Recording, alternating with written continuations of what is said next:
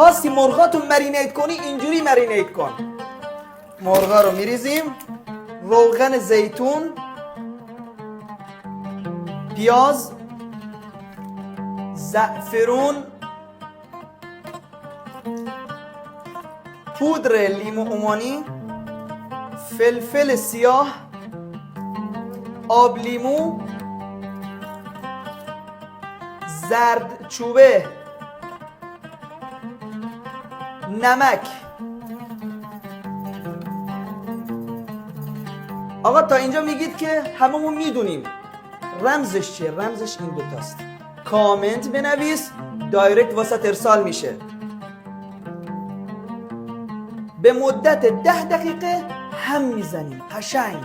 یا سلام. اگر تو هواپز میخوای بزنی رو دمای 200 درجه و تایمش 15 دقیقه آبدار میشه، همینجوری میگیری و میریزی داخلش. دما 200 درجه و تایم 15 دقیقه. دوستان اینم از نهایت کار و